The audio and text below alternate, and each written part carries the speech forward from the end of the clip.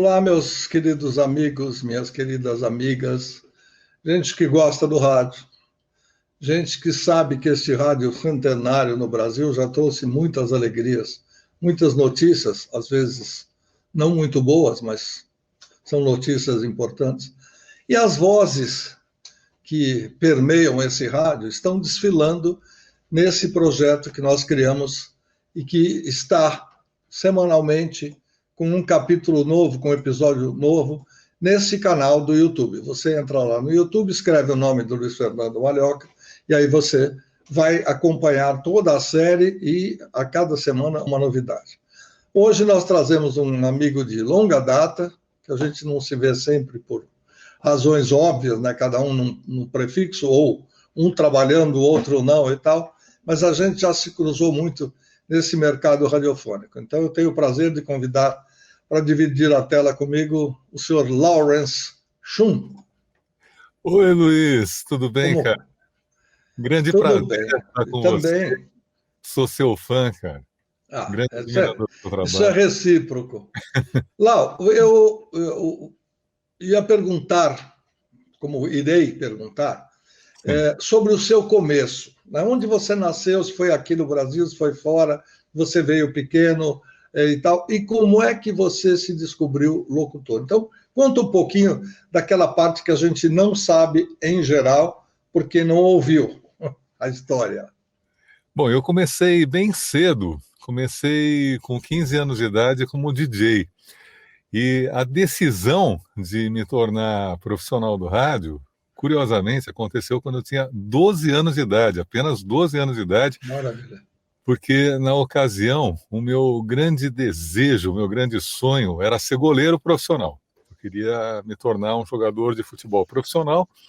Estava começando a tentar as primeiras peneiras, morava em São Caetano, estava ali tentando uma vaga no São Caetano, mas eu tive um problema nos dois joelhos que me diagnosticou com a impossibilidade de jogar durante 2 anos.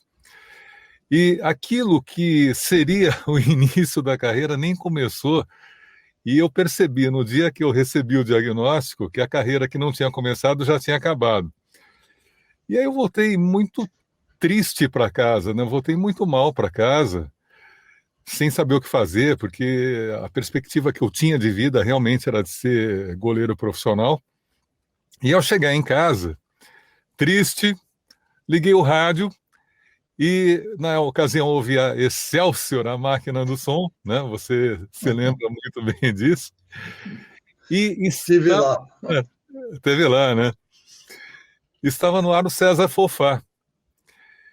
E eu comecei a ouvir a voz daquele cara, falei, é isso que eu pretendo fazer na minha vida. Eu me apaixonei pela voz do Fofá, fiquei muito tocado pela voz dele, e tomei uma decisão naquele momento, que eu ia ser locutor. O que eu fiz? Em seguida eu liguei para a rádio e, ao contrário das expectativas, o próprio César atendeu, o que não é uma coisa comum um locutor atender, especialmente nas emissoras maiores. Mas eu tive a felicidade do César, o próprio, ter atendido. Eu me apresentei, eu falei, meu nome é Lawrence, eu tenho muita vontade de trabalhar em rádio, tenho vontade de ser locutor, e gostaria de saber se eu posso ir até a rádio para conhecer a emissora e conversar com você. E ele foi super receptivo, Luiz. Ele me acolheu, falou, claro, passou o endereço da rádio. Eu até me surpreendi, porque eu tinha essa expectativa, essa vontade, mas não esperava que o acolhimento, a resposta fosse tão positiva assim. E acabei indo até a Excelsior AM, a atual CBN, e passei uma tarde com o César Fofá super agradável. Ele me mostrou como funcionava a rádio. Quando ele entrava no ar, eu ficava quietinho ali, menino, 12 anos, né? Ficava em silêncio, apenas acompanhando a apresentação dele. E ao final do horário, ele falou, de vez em quando, você dá uma passada aí, a gente bate um papo e você passa o horário aqui comigo. Isso se repetiu algumas vezes durante... Eu ia lá 2, 3 vezes por ano, mais ou menos, e passava uma tarde com ele ali no horário dele. Que ano foi isso? Eu acho que foi 83, 1983, eu tinha 15 anos. Ah, 12, não, antes, porque 83 é quando eu entrei quando eu comecei, deve ser 81, provavelmente 81. E aí, eu passei a visitá-lo, e um dia, passados alguns anos, a gente já tinha trocado o telefone, ele me liga e fala: quantos anos você está agora, né? Eu falei: eu estou com 17. Ele falou: puta, que pena, cara, porque eu preciso de um locutor. Na ocasião, ele era o diretor da Rádio Manchete FM. Ele falou: preciso de um locutor para madrugada, só que eu não posso contratar um menor de idade para trabalhar durante a madrugada. E aí, por conta disso, essa oportunidade acabou não acontecendo. Só que, como eu era muito persistente, com 15 anos de idade, eu comecei a bater de porta em porta. Eu ia na Rádio Cidade. Você me conheceu quando eu era moleque.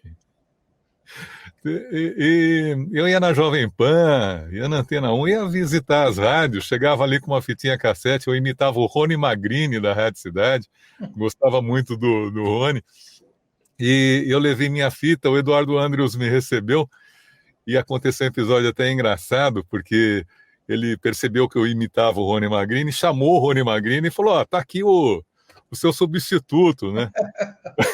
Tá aqui o seu sósia de voz. E o Rony ficou mal-humorado, né? O Rony ouviu, não gostou, e falou: não é parecido, não, é diferente. Pegou de surpresa, criou uma saia justa para os dois, né? Foi muito engraçado.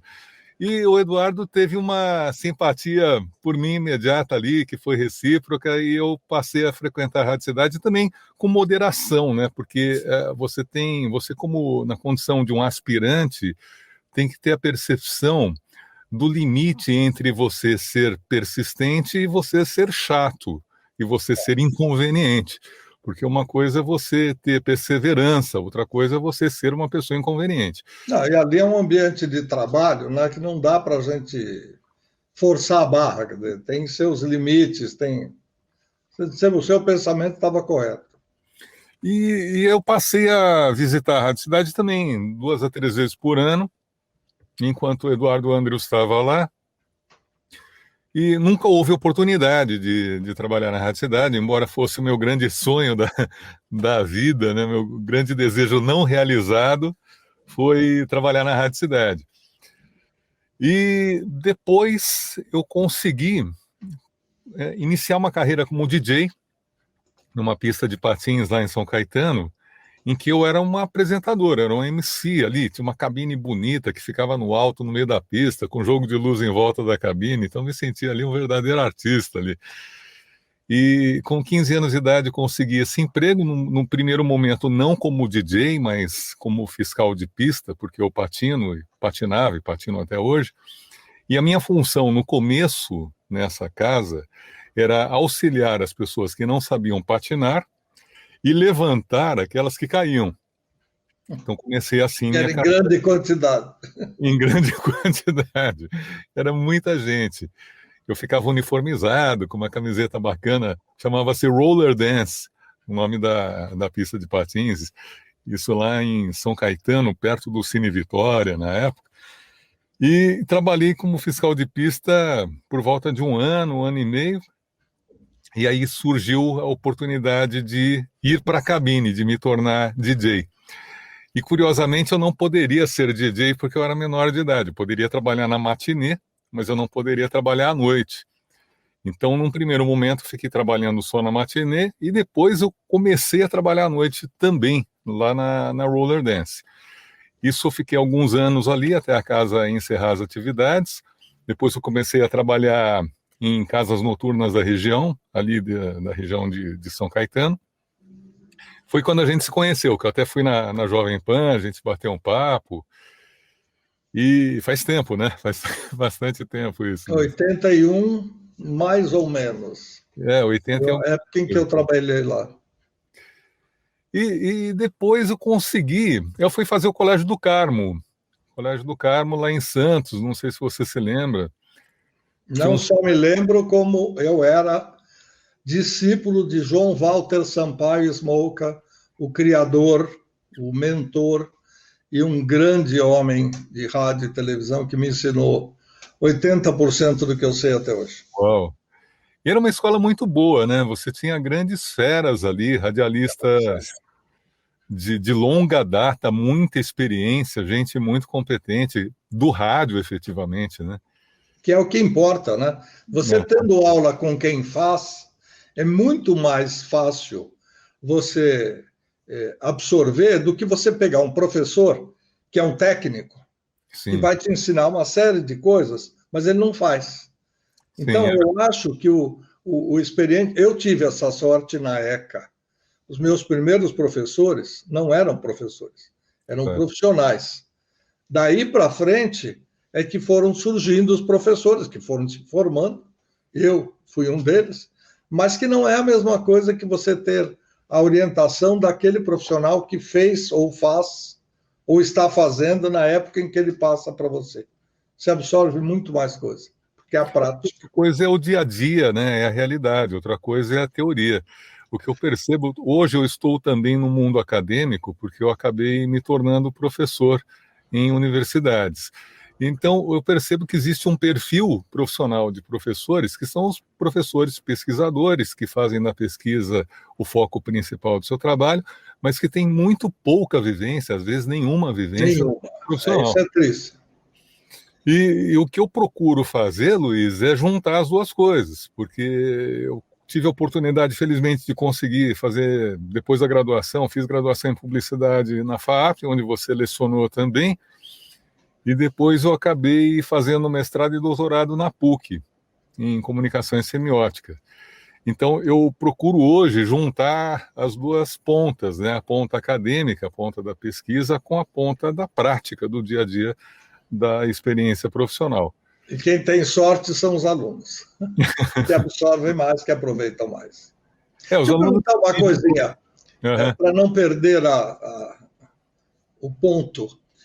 Quando você fala que você não pode fazer isso porque você era menor de idade, você não pode fazer aquilo.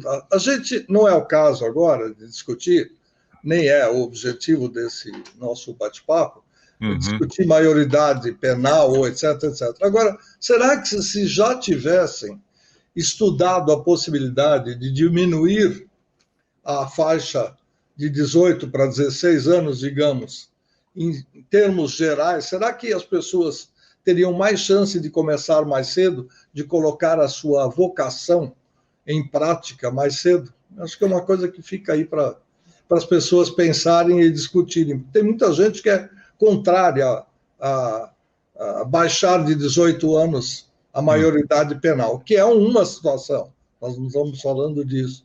Mas a minha pergunta técnica para quem estiver acompanhando a gente e souber melhor, conhecer melhor a área do direito, é o que aconteceria com um garoto de 16 anos, por exemplo, se ele já pudesse trabalhar, frequentar à noite como profissional, frequentar outro tipo de trabalho, que não pode porque 18 anos é a base da idade. Fica essa pergunta no ar aí. Uhum. Eu acho que seria interessante. Eu não sou do direito, mas eu acho que seria justo e interessante, porque, especialmente hoje, os jovens estão muito antenados. Eu me lembro que quando eu tinha 10 anos de idade, 11 anos, era uma pura ingenuidade, né? Hoje você pega um menino de 18, de 11, 12 anos, já é muito esperto, muito articulado. Eu entendo que um jovem de 16 anos tem plena condição de iniciar uma carreira profissional. Claro. Com uma criança que em qualquer restaurante você vê, não agora, no período de pandemia, mas um pouco antes, você via a babá eletrônica, a mãe dá um tablet para uma criança brincar, e ela fica quieta o almoço inteiro, não incomoda a família, todo mundo está lá se divertindo, bebendo, comemorando, eventualmente, e a criança está lá apertando um montão de botãozinhos, se divertindo com aquilo que está na tela, pode ser um joguinho, pode ser um desenho, seja lá o que for. Então, se uma criança que nasce com um tablet, né, na mão, com tenra idade, tem acesso a isso, imagina como ela vai estar com 10, 12, 15 anos. Acho que as pessoas lá de cima precisam pensar melhor, né, em vez de ficar politicamente barrando leis, até porque o próprio levantamento que foi feito, tipo pesquisa mesmo com a população, todo mundo é a favor Só quem a gente elege para resolver os problemas da gente é que não quer. Mas isso é outra história. E aí, o Lau estava com já certa idade, já podendo fazer o seu trabalho. O que aconteceu na sequência? Bom, aí eu consegui emprego na Rádio Imprensa FM por pura insistência. Fiquei fazendo ali marcação cerrada na Rádio Imprensa FM. Eu e o Edinho Moreno, né? Edinho Moreno, hoje colega de profissão, amigo de longa data, colega do Clube da Voz também. E provavelmente você também, como ele, passou perto de Dona Matilde. Sim, com certeza. Jurema Yara. Sim. E na Rádio Imprensa aconteceu uma coisa tão engraçada, Luiz, que era o seguinte: eu trabalhava como funcionário da rádio das 20 às 23 horas. E a partir das 23 até 1 da madrugada, uma empresa chamada Daily Post arrendou o horário da Rádio Imprensa de segunda a domingo. E no domingo, o Daily Post me contratou para ser o apresentador do programa deles. E o Roberto Sandoli, que era o executivo do Daily Post, me deu carta branca para fazer o que eu quisesse, para tocar o que eu quisesse ali. E como eu frequentava a cena do rock paulista dos anos 80, eu comecei a receber fita demo em rolo do Traje a Rigor, Ira, Banda Ignose, que era a banda do Fernando Deluc antes de ir para o RPM, com Paulo Ricardo, PC, o Schiavon. E eu tocava essas músicas do underground do rock paulista no domingo na Rádio Imprensa FM, a partir das 23 horas até 1 da manhã. E o que era muito peculiar é que até 23 eu tocava Roberto Carlos, Julio Iglesias, José Luiz Perales. E era muito divertido você desanunciar, né? Você ouvia o Roberto Carlos, dele Erasmo, uma música tal, também Julio Iglesias e José Luiz Perales. E 5 minutos depois você entrar com Ira, Ignose, Inocentes, Ratos do Porão. Era muito legal fazer isso. Por que essa diversificação tão básica assim? Ou seja, a partir de um determinado horário muda tudo. Você acha que mudava a audiência ou era uma preparação para alguma coisa mais para o nível da madrugada? Não, era uma coisa que foi um momento fora da curva, na verdade, porque a Rádio Imprensa não planejava isso. Tá. Não era parte do planejamento da rádio, inclusive os profissionais da rádio viam isso com muito estranhamento, né? Mas isso aconteceu porque o Roberto Sandoli me contratou para ser o locutor e também produtor desse programa e me deu total liberdade. Falou, cara, toca o que você quiser. Aí você resolveu ousar. E o que eu queria tocar era o rock do underground. Tá. Era o que eu gostava, era o que eu curtia, era o que eu vivia. Eu vivia. Que ano foi isso? No Napalm, era anos 80, não me lembro exatamente o ano, mas eu frequentava o Napalm, que era aquela casa ali na Marquês de Tu, perto da Amaral Gurgel, antes de existir o Madame Satã. Nossa. E era uma casa punk literalmente, porque para você ir ao banheiro, cara, era bizarro. Você tinha que ir encostado, com as costas na parede, porque tinha uma galera perto do banheiro que dançava girando corrente no ar. E corrente grossa, não era correntinha de cachorro, não. A casa era punk literalmente. Quando eu digo que é punk, era punk mesmo, né? E então eu frequentava essa casa, era o lugar que eu me sentia à vontade. Se não me engano, o proprietário era o Ricardo Lobo, que tinha sido guerrilheiro da luta armada contra a ditadura nos anos 70, cara. Olha essa história.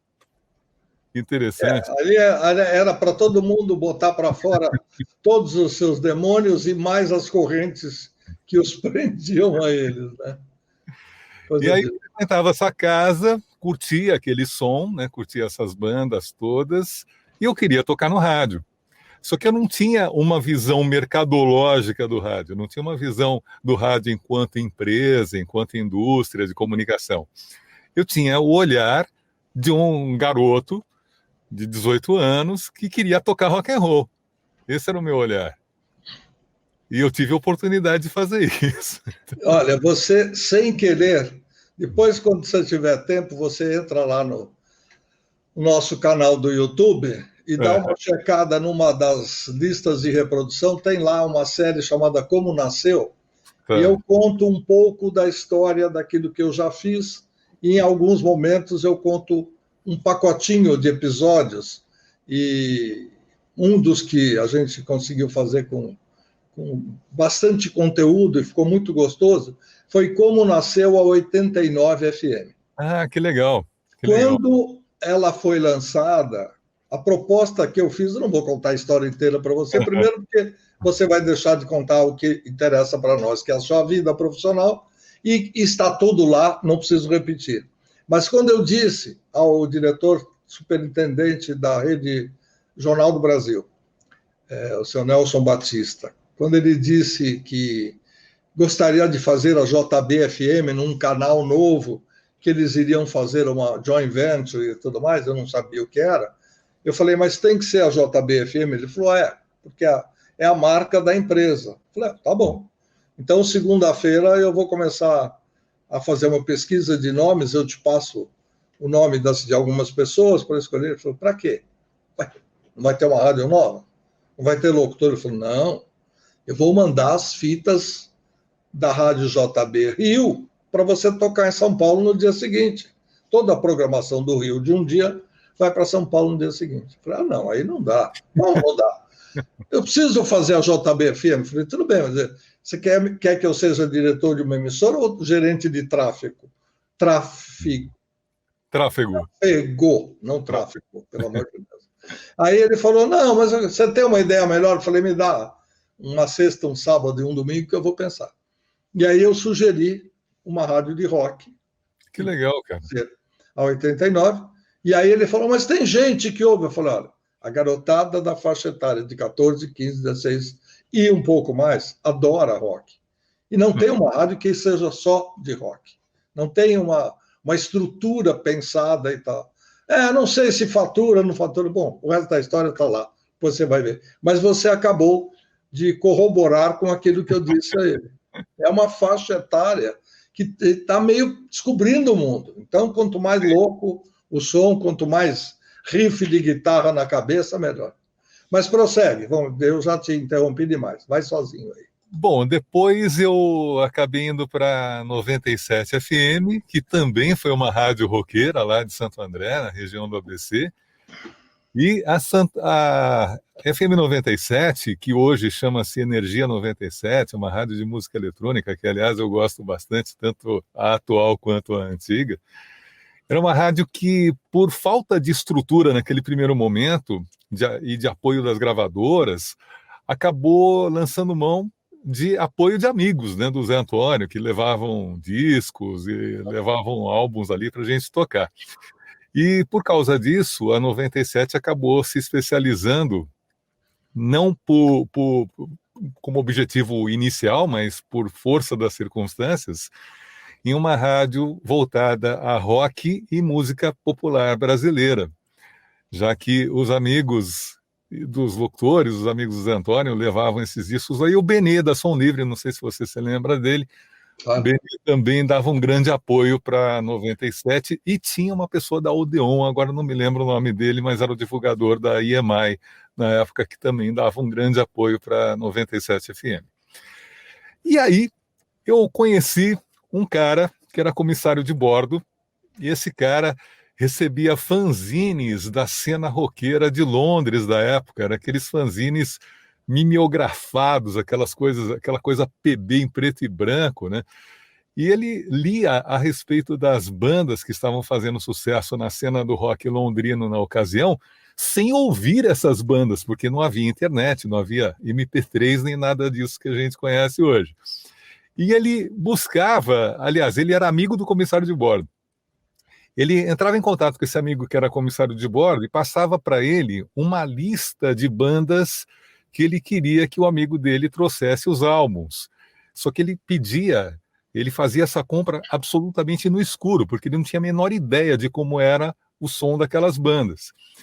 Esse amigo dele, ao viajar, comprava esses álbuns, trazia para o Brasil, e esse cara, que era o Adirson, ele me levava até a 97, esses álbuns todos importados, que chegavam ali em primeira mão, E eu gravava em fita de rolo. Então chegava Smiths, The Cure, Silks and the Benches, Bauhaus. Bauhaus é uma banda que eu amo, uma banda maravilhosa.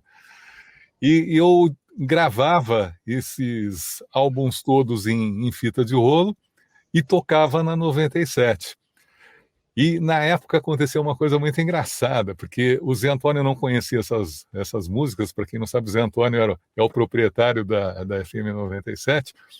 E quando ele ouvia pela primeira vez, ele ficava muito incomodado com aquilo, porque eram sons que ele não conhecia, eram sons que causavam ali um certo estranhamento. E às vezes ele entrava furioso no estúdio, me xingando de tudo quanto é nome, né? Falando, seu chinês, não sei o quê, você quer detonar minha rádio aqui e tal. Só que depois ele reconsiderava e permitia que eu tocasse. Ele acabava reconsiderando. E a 97 alcançou um sucesso interessante na época, tocando essas playlists, que eram playlists que aconteceram quase que por obra do acaso e que caracterizaram a rádio também como uma rádio roqueira. Não sei se você se lembra da playlist da 97. Sim, era não comercial, era esse um detalhe que diferenciava essa emissora. O único detalhe, eu já conversei isso com o Zé é muito meu amigo, a esposa dele foi minha aluna na ECA, então a gente tem uma ligação. Tem uma ligação bem próxima. O Fernando, o irmão dele, é meu colega na diretoria da ESP. Enfim, a gente tem um bom relacionamento. Mas quando eu conto essa história da 89, né, dizem, quem leu o Wikipédia ou quem procurou pesquisar, tem uns achismos que são muito desagradáveis de você ler, principalmente porque ninguém sabe. Quando você, no direito, você tem que ouvir sempre dois lados para opinar, no jornalismo também. As pessoas acham coisas e colocam na internet, a internet aceita, não discute nada. Então você vai ver lá que tem num determinado momento, tem uma frase que diz: e o JB querendo destruir a 97 FM, o JB nunca soube da existência da 97. JB vivia no Rio. O diretor superintendente, nem que ele viesse a São Paulo conversar, ele não ia escutar outras rádios que não a única rádio que eles tinham aqui, que era a Rádio Cidade, que eles tinham que cuidar dela. Enfim, aí o que aconteceu? O Zé, naquela época, ele mesmo já contou isso, até no Estádio 97, lá para o pessoal dele, com os colegas, está na internet, para quem quiser ver, que ele levava os discos, ligava a rádio quando ele ia para lá e tocava, depois ele saía, num começo de trabalho, porque ela era um apêndice da rádio AM e que o governo tinha obrigado, com uma certa data de início, que seria o deadline, ou seja, todas as emissoras de AM que têm um link de FM e usa esse link para mandar o som do AM para o transmissor, estarão proibidas de fazê-lo, tem que usar micro-ondas a partir do dia tal, de tanto, e transformar as emissoras de FM em broadcast. Agora, de uma hora para outra, não dá para você sair comprando transmissor, não sei quantos microfones, tendo o local. Então, o que as pessoas fizeram para cumprir a legislação era pegar um estúdio de gravação, que estava já ou encostado ou em uso, colocar umas fitas ou uns discos, botar prefixo, e nem corpo de locutores as rádios podiam ter, porque era caríssimo. Aí, no caso, o que o Zé contou, ele pegava os discos que ele gostava, ele levava para lá, tocava com os amigos, depois devolvia, voltava, fechava a rádio, desligava o transmissor, enfim. Foi um começo, que eu não quero dizer que tenha sido o mesmo começo da 89. Agora, a rádio, porque tinha um transmissor com baixíssima potência, ela não chegava muito aqui na capital, ou não tinha uma penetração muito grande a ponto de debater com audiência, né? comprometer ou não a audiência de uma outra emissora que eventualmente fizesse algo parecido, mas não tinha quem fizesse. Então, a ideia de fazer a 89 FM uma emissora de rock foi fazer a anti-emissora, a anti-rádio. Essa foi a minha ideia. Não foi para combater o 97, não foi para brigar com o JB ou não brigar com o JB. Foi simplesmente fazer alguma coisa diferente da cidade.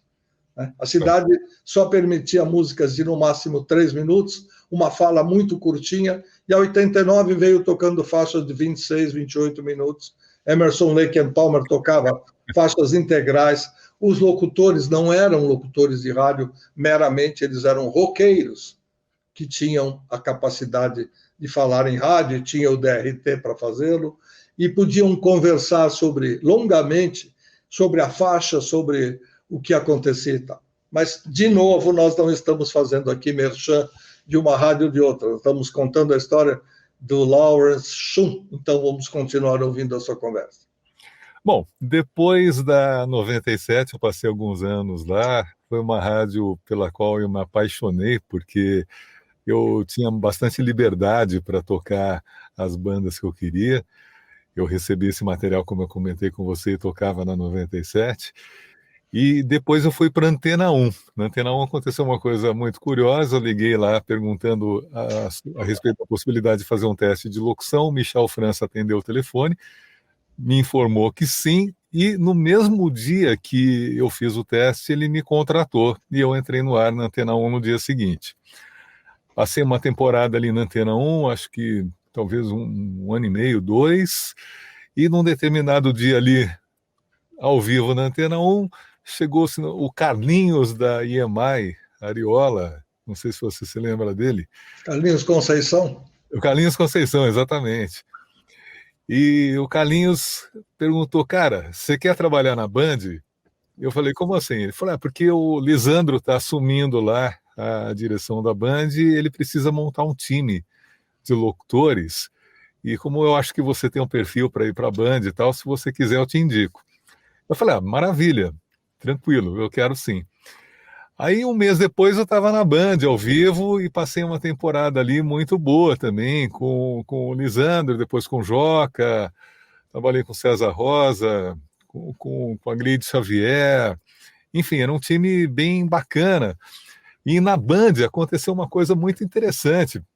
Eu trabalhei com as grandes potências do som black de São Paulo, que eram as equipes de baile chic show, Black Mad, Zimbábue, os caras que faziam alegria na periferia da cidade com festas black todo fim de semana.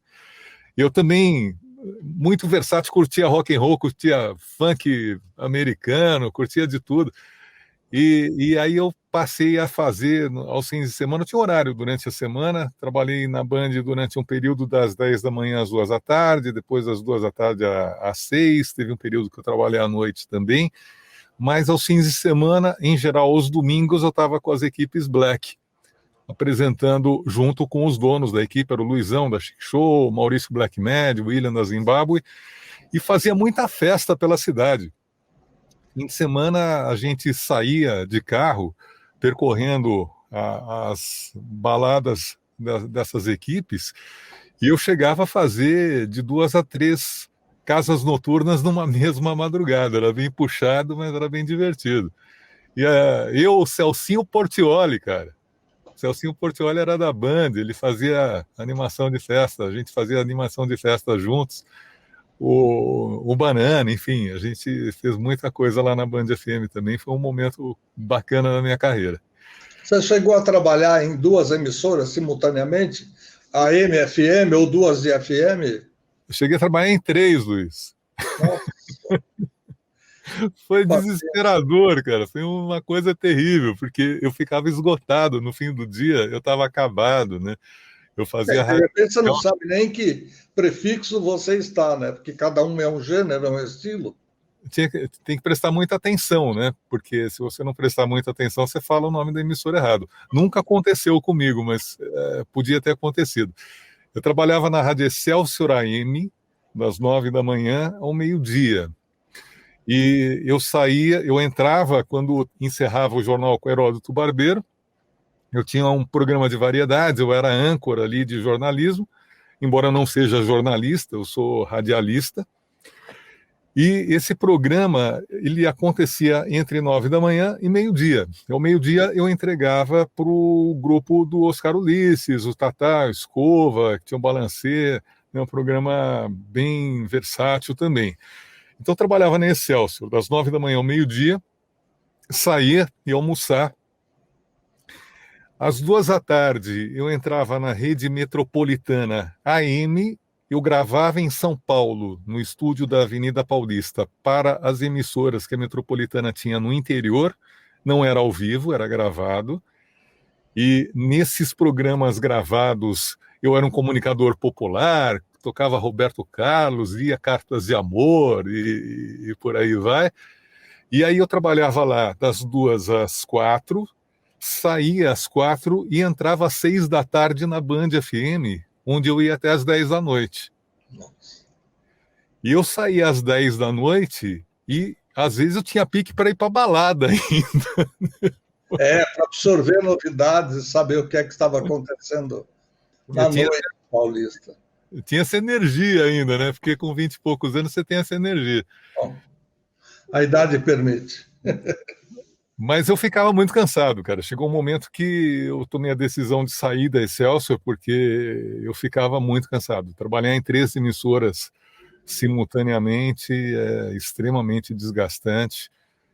E eu acabei optando em ficar na Metropolitana, na rede de AMs do interior e na Band FM, porque eu podia acordar um pouquinho mais tarde, né? E eu passei um perrengue na época, perrengue pessoal, porque eu morava numa kitnet com um colega locutor, não vou falar o nome dele, porque não queimar o filme aí do meu amigo, mas o fato é que a gente morava numa kitnet ali na Marquês de Tu. Eu trabalhava às 9 da manhã na Excelsior e ele trabalhava na Metropolitana de madrugada, ele saía às 2 da manhã. Aí o cara chegava às 2h30 da manhã em casa, era uma kitnet, como você deve imaginar, um ambiente só, um cômodo só, ligava o som, começava a ouvir rock and roll, chegava ali com mais 1 ou 2 amigos, abria uma breja e começavam a conversar, cara. Eu não conseguia dormir. Então passei um perrengue ali que foi dureza, né? Eu fiquei nesse perrengue aí uns 3 meses, depois eu saí. Eu saí desesperadamente daquele apartamento porque eu não aguentava mais aquela vida com meu amigo. Hoje nós somos amigos, a gente se dá bem, mas eu tenho lembranças complicadas aí desse período. Devia ter se tocado, pelo menos, ou então você deveria ter feito isso ao contrário, né? Quando ele fosse dormir, você começaria a ouvir as suas músicas preferidas para ver só para ele se tocar do que é que ele causava para você. Nossa, era bem complicado, cara. Foi um período difícil da minha vida esse aí. Bom, mas depois disso, cara, depois da antena, depois da Excelsior, bom, aí eu estava na Band. Depois da Band, eu tive um momento bem sui generis, em que eu fui trabalhar na Record, mas eu nunca fui funcionário da Record. O Danilo Andreoli, que era dono da Bossa Nova Discos ali na Paulista, perto do Conjunto Nacional, num prédio vizinho ali, ele criou um projeto junto com o Juninho Tonon, do DMC Brasil. E esse projeto era um programa da cultura clubber dos anos 90, que se materializou com o Juninho Tonon, com o Danilo Andreoli, eu e a Cristina Ramalho, que é jornalista. Na época ela trabalhava no Jornal da Tarde, no JT. E nós fazíamos programas, como nós não tínhamos estrutura para fazer transmissão ao vivo, nós íamos para a balada num fim de semana, gravávamos num gravador cassete portátil, editávamos, e esse programa da Cultura Clubber, da Cena Clubber de São Paulo, ia ao ar na sexta-feira da semana seguinte. Era um programa semanal que acontecia toda sexta-feira, das 22 à meia-noite, e depois dali a gente saía para jantar e se divertia, enfim, era uma confraternização de amigos. Não deu para ganhar dinheiro, evidentemente, ali com o programa semanal, mas foi uma experiência muito bacana, muito enriquecedora também. Aí, em seguida, para onde que eu fui? Vamos lembrar aqui. Depois da Record, eu passei uma temporada curta na Gazeta, passei um tempo na Eldorado FM, fiquei, eu acho que 1 ano e meio, se não me engano, na Eldorado, também na TV Bandeirantes. Eu me lembro que nós trabalhamos juntos na Band, eu gravava chamadas para você no AM. Lembra disso, Luiz? Sim, sim. Isso aí já é de 88 para frente. Exato. Aí eu fui voz padrão da TV Bandeirantes durante alguns anos e depois, num determinado momento, eu decidi que eu queria trabalhar no mercado de locução comercial como profissional freelancer. Isso já era 1995. E acabei sendo contratado para fazer uma campanha política em Fortaleza, fui para lá, passei uma temporada ali, e ao voltar para São Paulo, eu decidi fazer teatro, fui fazer cursos de teatro, o primeiro curso que eu fiz foi do Emílio Fontana, e depois fiz outras oficinas com o Grupo Tapa, com Luiz Lois, Silvana Abreu, passei 2 anos com a Fátima Toledo, né, preparadora de atores também, que é maravilhosa, né? Fátima, eu altamente recomendo para quem quer aprender atuação, vá com a Fátima Toledo, ela é a mulher, a Fátima é sensacional. E ingressei nesse mercado de locução voltada ao mercado corporativo, publicidade, treinamento, onde eu atuo até hoje. Hoje meu foco principal é a atuação nesses mercados, né, como freelancer e também como dono de produtora. Eu montei a minha própria produtora de som, chama-se Núcleo de Criação. Quem tiver curiosidade, entra fazer um merchan aqui, né? núcleodecriação.com.br. Inclusive, se você é locutor, manda o repertório para lá, porque a gente contrata locutores também. E hoje eu atuo mais fortemente nesse mercado de locução corporativa, publicitária e educacional. Tenho essa produtora desde os anos 90, né? Já faz mais de 20 anos que eu tenho essa produtora. E depois eu acabei, como eu comentei com você, fazendo mestrado, doutorado, e ingressei na carreira acadêmica e hoje eu sou professor na PUC São Paulo, no curso de Design e Jogos Digitais, e também na FAPCOM, que é a faculdade da editora Paulus, Faculdade Paulus de Comunicação, onde eu dou aula nos cursos de RTVI, Rádio, TV e Internet, e audiovisual. Então, essa é a minha vida profissional atualmente, né? Deixa eu fazer uma pergunta meio de bastidor. Você descobriu, ao trocar o mercado do rádio, locutor de rádio, para o mercado publicitário, para rádio, televisão, enfim, para outras empresas de comunicação, que é mais, não diria fácil, mas você ganha um pouco melhor fazendo menos trabalhos, não se discute qualidade. No rádio você cumpre 4 horas de horário fixo de locução, às vezes fica 1 hora à disposição para gravar comercial e ganha um salário X, eventualmente mais 20% de segunda função para operar, ou seja, fazer a vez de um técnico de som, de um operador de som, durante o seu horário de locução. Já no mercado publicitário, você gasta um tempo para ir, gasta um tempo para voltar, como gastaria no rádio, mas você chega lá, toma um café, bate um papo, conversa com o cliente, e às vezes em meia hora, 20 minutos, você completa o seu trabalho e ganha em 2 ou 3 desses pequenos momentos aquilo que você ganharia no rádio fazendo um mês inteiro. É assim? É isso mesmo? Ou é um pouco diferenciado do que a gente está falando?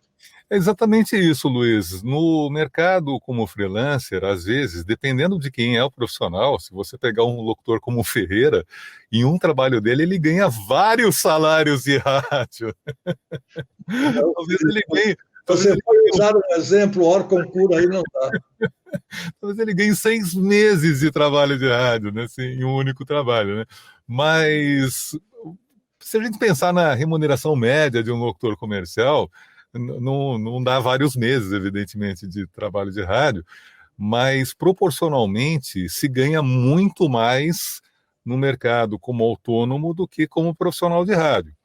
A diferença, ou as diferenças, é que, como comunicador de rádio, você tem a certeza de que no final ou no começo do mês haverá aquele salário para receber. Você tem essa certeza que vai acontecer. No mercado como freelancer, você não sabe quando você gravará novamente, a menos que você tenha a sorte e a oportunidade de ser contratado, por exemplo, por uma grande rede de varejo. Vamos imaginar que você seja contratado por um grande magazine, esse magazine tenha ofertas todas as semanas para anunciar e ele faça um contrato mensal com você, de forma que você saiba que você terá gravação hoje, amanhã, semana que vem, o mês que vem. Mas, tirando essas situações, que são situações para poucos profissionais, você não sabe quando acontecerá o próximo trabalho. Mas aí o que você pode fazer? Você pode constituir uma carteira de clientes.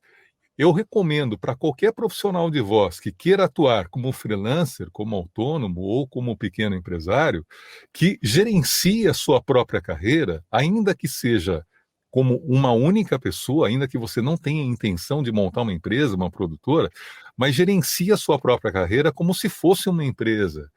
O que significa isso? Significa você organizar uma base de dados com seus clientes, significa você acompanhar o dia a dia dos contatos que você faça com aquela empresa.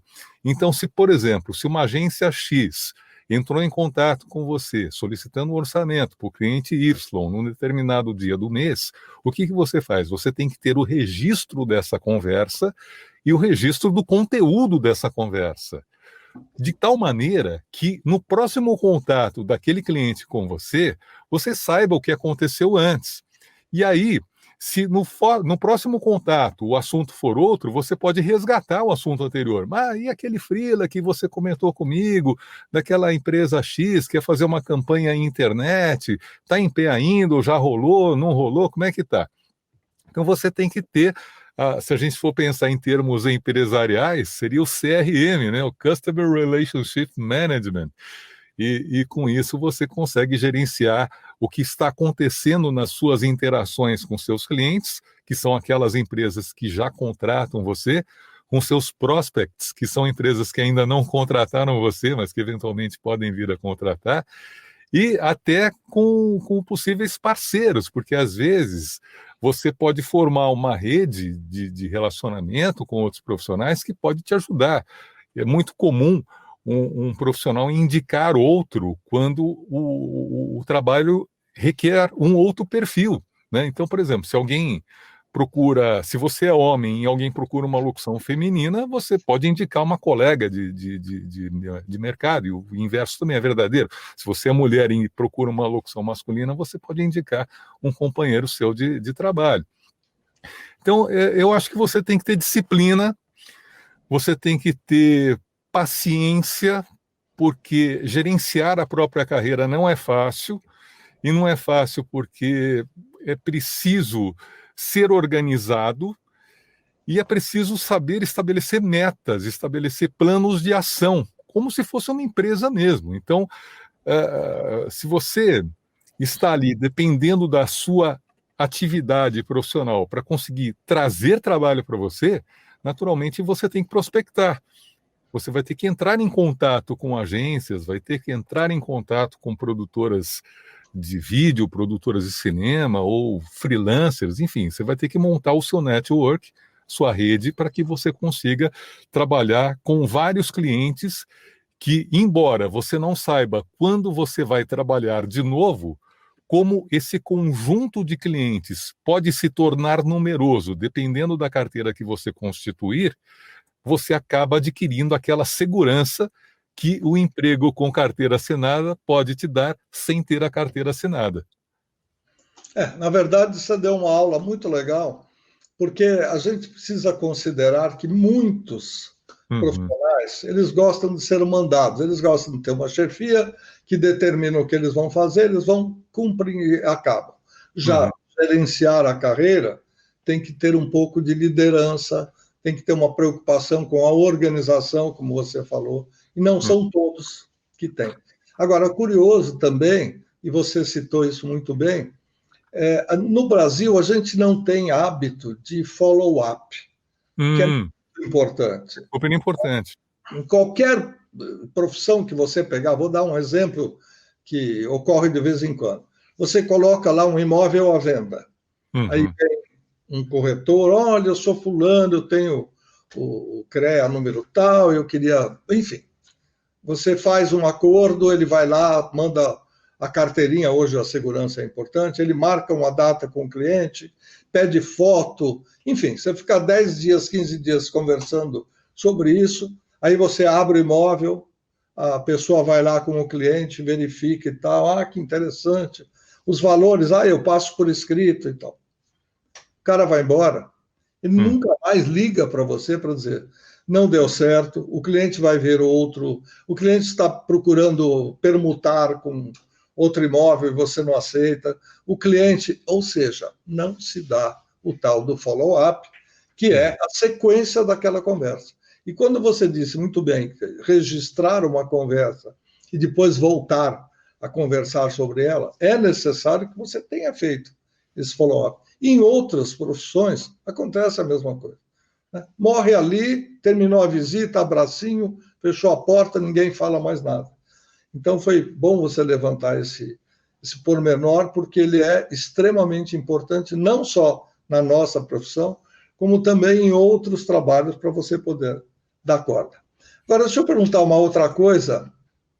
Nós temos aqui 6 minutinhos de programa, ainda dá tempo de conversar.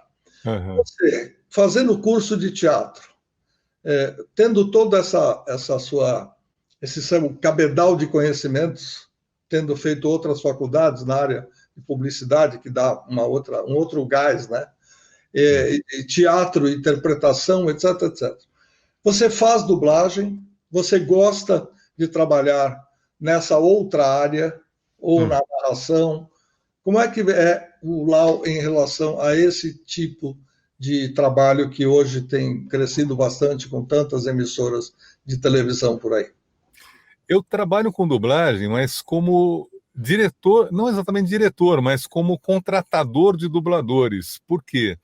A minha produtora não atua no mercado de canais de televisão, nós atuamos no mercado corporativo. O que significa atuar no mercado corporativo? Imagine que uma empresa multinacional tem uma série de vídeos que foram produzidos originalmente em outro idioma, o inglês, por exemplo, e essa empresa precisa traduzi-la, precisa localizar esses vídeos para o mercado brasileiro, para os funcionários das unidades que existem aqui no país. Então, o que nós fazemos é dublar esses vídeos de empresas que estão sediadas fora do mercado brasileiro. Eles estão aqui também, a gente faz esse tipo de dublagem. Agora, como dublador, eu não tenho condição de atuar, porque o mercado de dublagem é um mercado que exige muita disponibilidade. E se você é um profissional que tem a incumbência de gerenciar uma empresa, tem alunos, dá aula em faculdade, dificilmente você terá a disponibilidade que o mercado de dublagem requer dos atores que vão atuar como dubladores. Para você ter uma ideia, os dubladores que habitualmente gravam bastante, especialmente os seriados de televisão, são profissionais que às vezes você tem que agendar com 4, 5 dias de antecedência para conseguir uma janela na agenda daquele profissional. E isso acontece porque esses profissionais são extremamente requisitados e eles têm uma quantidade de trabalho absurda. Então, se você é um ator, se você é um dublador e tem esse desejo, tem essa vontade de atuar na área, é uma área que tem muito trabalho, tem muita coisa a ser feita, principalmente agora com as plataformas de streaming. Mas, se você pretende ter várias outras atividades juntas, eu não recomendo, porque é um mercado que exige bastante disponibilidade do profissional, Luiz. O que é que o Lawrence não fez na vida e que ele ainda tem vontade de fazer, ou que ele gostaria de fazer? Eu tenho um desejo de poder me dedicar mais à atuação, mas em teatro mesmo, que é um desejo, o pouco de experiência que eu tive foi uma experiência muito prazerosa, uma coisa muito legal, Mas nesse momento de pandemia não é o melhor momento para se pensar. Além de atuar, você canta também? Você toca Não, um instrumento? não, infelizmente não, Luiz. Tá. Eu não canto. Mas eu acho que é uma experiência. Nós vamos, em breve, se Deus quiser, É, ter a reabertura das artes em geral, né? A gente vai poder, não digo aglomerar-se, porque isso ainda demora um pouquinho, mas a gente vai poder ter a possibilidade de ter plateia nos trabalhos, deixar um pouquinho esse lado virtual da coisa, né? é. Partir para o trabalho presencial, que é muito gratificante. O ator de teatro, eu tenho certeza que ele vive mais, que ele intensamente o trabalho, porque ele não só está se dando, se doando ao público, como ele tem a reação imediata. Aquela catástrofe que acontece no teatro não é uma coisa. Eu jamais me imaginaria. Eu já disse 2 vezes aqui nessas conversas com amigos que se alguém me perguntasse, não para contratar, o que é que você não gostaria de fazer? Olha, não me chame para Aham. narrar jogo de futebol, que eu sou incapaz.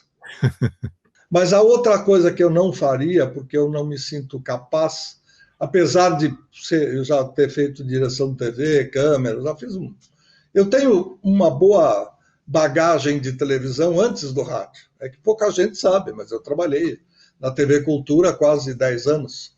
E a minha vida anterior ao rádio é que são carimbos que você leva depois. A minha vida foi em televisão e eu aprendi muita coisa. Eu sou um exímio editor de fita analógico. Caramba, que legal. Se você me der uma fita de Ampex de 2 polegadas, uma, Aham. uma régua específica, a gilete também específica, e um pouco de dióxido de ferro para revelar o frame pulse, eu faço 2 ou 3 emendas de cenas que você jamais vai dizer o que foi feito ao vivo e o que não foi. Mas isso é outra conversa. Já no digital, já não sou nem metade de tudo isso que eu falei. Mas, enfim, eu acho que é importante a gente gostar do que faz, a gente se dedicar a isso, né? E continuar fazendo, né? Sempre em prol daquele interior que a gente tem que agradar, porque é isso que te dá o bem-estar pessoal, mas também com a sua arte você consegue passar o seu conteúdo para as pessoas, o que também é muito gratificante. Uhum. E É uma isso? outra coisa que eu gosto muito também, Luiz, é áudio, técnicas de áudio. Me apaixonei por isso. Eu estudo bastante, e isso é uma coisa que me dá grande prazer. A Hoje, sonoplastia me agrada também bastante. por conta das gravações em home studio, tenho contratado vários locutores que gravam em home studio, e nem todos os profissionais têm as melhores condições acústicas. Uhum. Isso me leva à necessidade de restaurar, de tratar esses áudios, e graças a alguns fabricantes de plugins, isso tem sido possível, coisa que há 2 anos atrás não seria possível você reduzir reverb, por exemplo, porque reverb é uma coisa que, em tese, é impossível remover, até a criação recente de alguns plugins que permitem isso também. A salvação da lavoura é o plugin, não tenha dúvida nenhuma. Lau, passou rápido, chegamos ao final da nossa conversa. Eu agradeço a você a possibilidade de ter estado aqui com a gente nesse período. Convido você e os amigos que estão nos vendo e ouvindo só pelo podcast ou também através dos canais de imagem, YouTube, Facebook, e Instagram e tudo mais, que acompanhem as outras conversas dos outros amigos que também ajudaram a fazer a história do rádio, o que é muito prazeroso. Muito obrigado pelo seu tempo.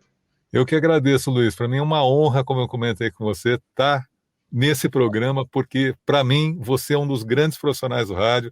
Para mim, você é um ser humano, um homem que faz parte da história do rádio brasileiro. Muito obrigado. Estou apaixonado, mais do que qualquer outra coisa. Obrigado mesmo. Até mais. Até. Tchau, tchau. Esse foi Lawrence Shum, o nosso querido amigo com voz bonita, por isso faz parte das vozes do Brasil, que deu seu depoimento, contou um pouco da sua história. Semana que vem, nesse mesmo canal, nós vamos estar juntos contando mais um pouco da história do rádio. A você que ficou com a gente até agora, o nosso agradecimento costumeiro.